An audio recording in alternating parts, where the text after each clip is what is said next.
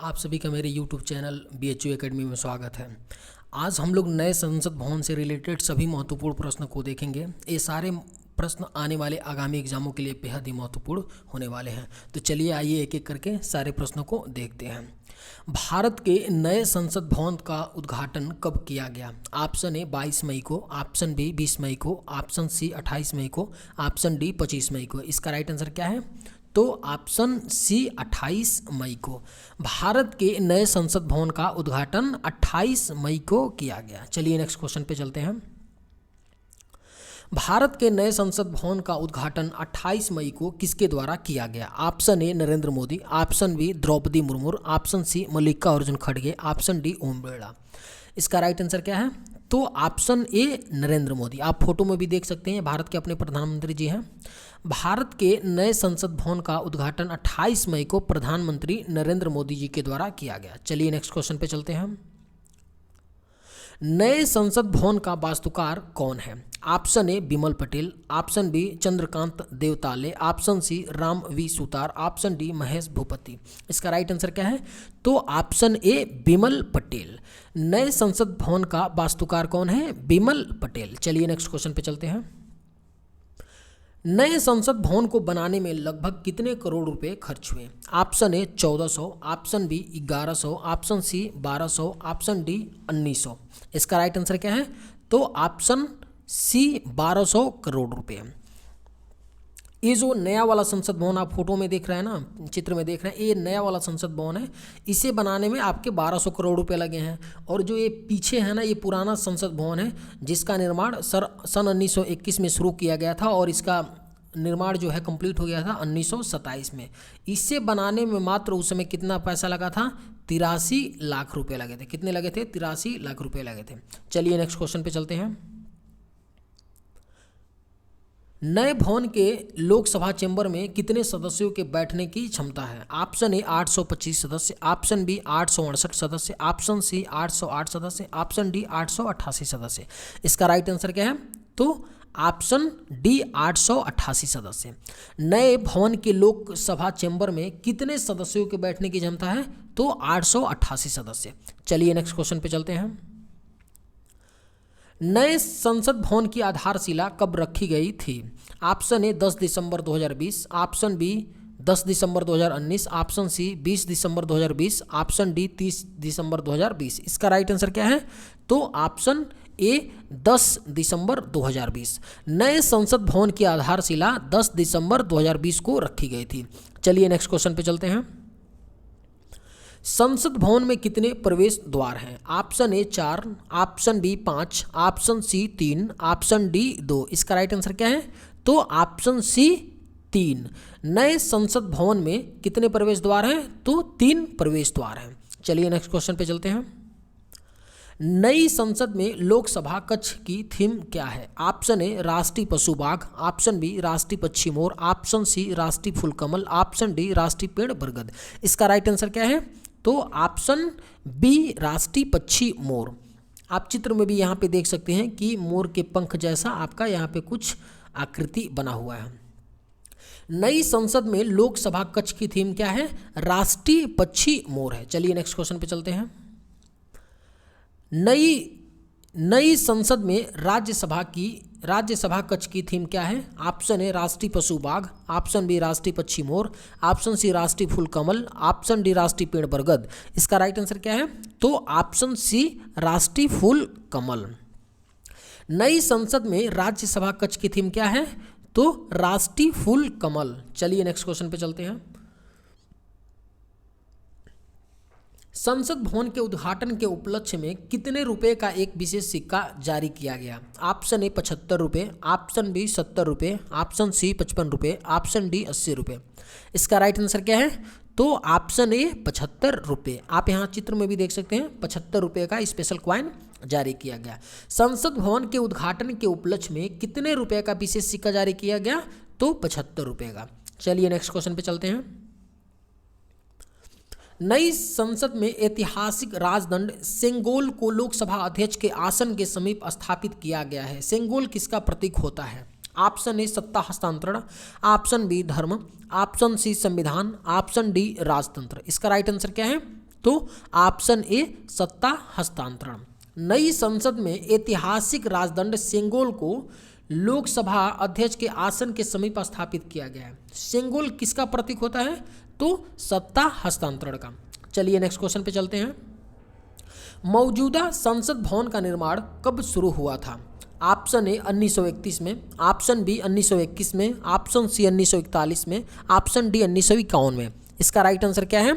तो option B 1921 ईस्वी में।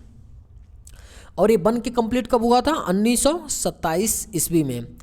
इसे बनाने में कितने पैसे लगे थे उस समय? 83 लाख रुपीज़ लगे थे और लगभग 6 सालों में ये बन करके कंप्लीट हो गया था।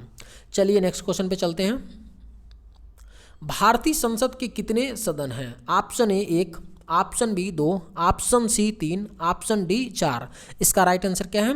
तो ऑप्शन बी 2।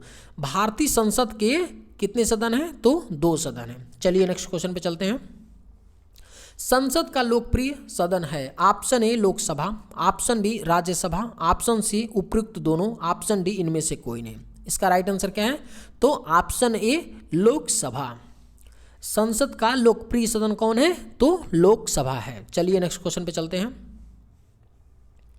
संसद के किस सदन को प्रतिनिधि सभा भी कहा जाता है? ऑप्शन ए लोकसभा को, ऑप्शन बी राज्यसभा को, ऑप्शन सी उपरोक्त दोनों को, ऑप्शन डी इनमें से कोई नहीं। इसका राइट आंसर क्या है? तो ऑप्शन ए लोकसभा को। संसद के किस सदन को प्रतिनिधि सभा कहते हैं? तो लोकसभा को, क्योंकि इसमें जितने भी मेंबर्स होते हैं वो डायरेक्टली चुन करके जनता के द्वारा आते हैं, इसीलिए इसे प्रतिनिधि सभा भी कहा जाता है। चलिए नेक्स्ट क्वेश्चन पे चलते हैं। संसद का स्थायी सदन कौन सा है? Option A Lok Sabha, option B Rajya Sabha, option C उपरोक्त दोनों, ऑप्शन डी इनमें से कोई नहीं। आपका राइट आंसर क्या है? और इस क्वेश्चन का राइट आंसर क्या है? तो ऑप्शन बी राज्यसभा। संसद का स्थायी सदन कौन सा होता है? तो राज्यसभा। ये कभी भंग नहीं होता है। चलिए नेक्स्ट क्वेश्चन पे चलते हैं। भारतीय संसद में शामिल है। ऑप्शन ए केवल लोकसभा, ऑप्शन बी केवल राज्यसभा, ऑप्शन सी केवल लोकसभा एवं राज्यसभा, ऑप्शन डी लोकसभा राज्यसभा एवं राष्ट्रपति। इसका राइट आंसर क्या है? तो ऑप्शन डी लोकसभा राज्यसभा एवं राष्ट्रपति।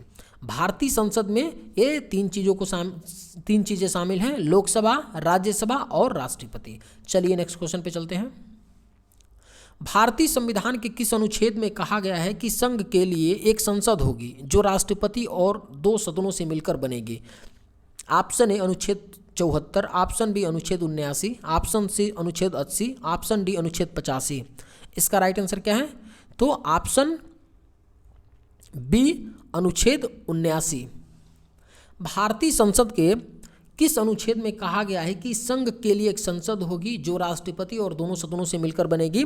तो ऑप्शन बी अनुच्छेद 79 में कहा गया है। चलिए नेक्स्ट क्वेश्चन पे चलते हैं। भारतीय संसद के कितने अंग हैं? Option A 2, option B 4, option C 3, option D 1।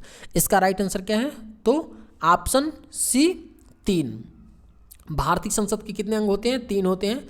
आपका पहला लोकसभा होता है और दूसरा क्या होता है? राज्यसभा होता है और तीसरा आपका राष्ट्रपति होता है, प्रेसिडेंट होता है। चलिए नेक्स्ट क्वेश्चन पे चलते हैं।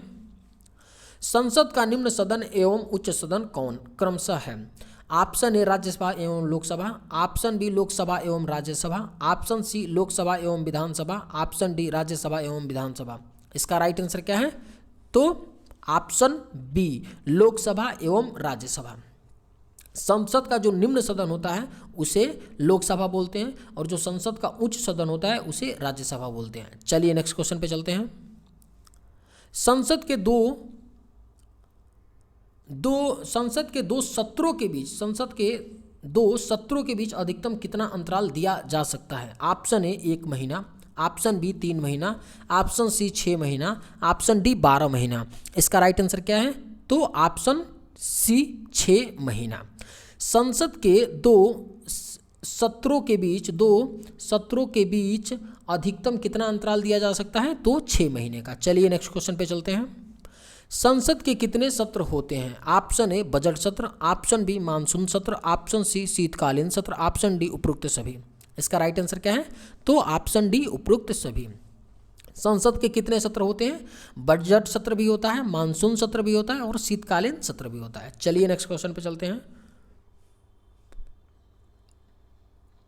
लोकसभा एवं राज्यसभा की संयुक्त बैठक कब होती है? ऑप्शन ए राष्ट्रपति जब बुलाए, ऑप्शन बी लोकसभा एवं राज्यसभा में मतभेद होने पर, ऑप्शन सी संसद का सत्र शुरू होने पर, ऑप्शन डी इनमें से कोई नहीं। इसका राइट आंसर क्या है? तो ऑप्शन बी लोकसभा एवं राज्यसभा में मतभेद होने पर। लोकसभा एवं राज्यसभा की संयुक्त बैठक कब होती है? जब लोकसभा एवं राज्यसभा में मतभेद होता है। चलिए नेक्स्ट क्वेश्चन पे चलते हैं। स्वतंत्र भारत के संसदीय इतिहास में अभी तक कितनी बार संयुक्त बैठक बुलाई गई है? ऑप्शन ए 2 बार, ऑप्शन बी 4 बार, ऑप्शन सी 3 बार, ऑप्शन डी 5 बार। इसका राइट आंसर क्या है? तो ऑप्शन सी 3 बार। स्वतंत्र भारत के संसदीय इतिहास में अब तक कितनी बार संयुक्त बैठक बुलाई गई है? तो 3 बार बुलाई गई है। चलिए नेक्स्ट क्वेश्चन पे चलते हैं।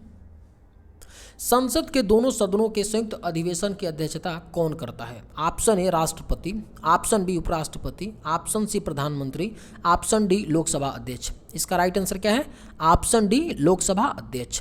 संसद के दोनों सदनों की संयुक्त अधिवेशन की अध्यक्षता कौन करता है? तो लोकसभा का अध्यक्ष करता है। चलिए नेक्स्ट क्वेश्चन पे चलते हैं। भारत की संचित निधि से धन निर्गम पर किसका नियंत्रण है? ऑप्शन ए महानियंत्रक एवं महालेखा परीक्षक, ऑप्शन बी भारत के वित्त मंत्री, ऑप्शन सी अधिकृत मंत्री, ऑप्शन डी संसद।